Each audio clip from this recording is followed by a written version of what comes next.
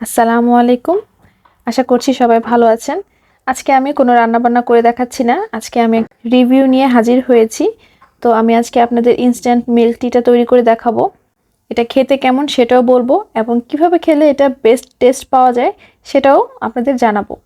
তো আমি এখানে এরকম সিলনের মিল্ক টি নিয়েছি, ইনস্ট্যান্ট মিল্ক টি। আপনারা আসলে ট্যুরে গেলে আপনারা এরকম মিল্ক টিটা সাথে রাখতে পারেন। আপনারা যখন তখন খেতে পারবেন। তো আমার কাছে এটা কেমন লেগেছে এটা আমি শেষে বলছি। তো আমি এরকম 1 প্যাকেট মিল্ক টি নিয়ে নিলাম। এটার রান্নার সিস্টেম হচ্ছে এখানে আপনি 90 গ্রাম পানির সাথে এরকম 1 প্যাকেট মিল্ক টি নেবেন।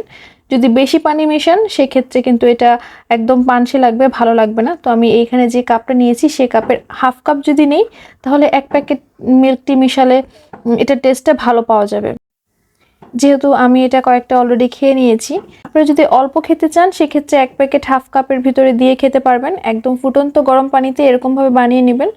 তো আমি যেহেতু একটু চা বেশি খাই তাই এর মধ্যে আমি একটু পানি অ্যাড করলাম আর সাথে এর মধ্যে দিয়ে দিচ্ছি এরকম একটু গুঁড়া দুধ। তো যদি একটু গুঁড়া দুধ মিক্স করে খান তাহলে এটার টেস্টটা আরও বহুগুণ বেড়ে যাবে। এই প্যাকেটের সাথে কিন্তু চা পাতি, গুঁড়া দুধ এবং চিনি তিনোটাই দেওয়া থাকে, কোনো কিছুই আপনাদের মেশাতে হবে না যদি আপনারা হাফ কাপ পরিমাণ খান। তো আমি যেহেতু 1 কাপ খাবো তাই সবকিছু মিশিয়ে নিয়েছি এবং এটা এইভাবেই খেতে বেস্ট লাগে। এবার পার্সোনাল মতামতটা দিই। আমার কাছে মিল্ক টিটা ভালো লেগেছে। আমি যখন এর সাথে গুঁড়া দুধ মিক্স করে খাই তখন এটা আমার কাছে আরও বেশি ভালো লাগে। তো আশা করছি আপনাদের কাছেও ভালো লাগবে।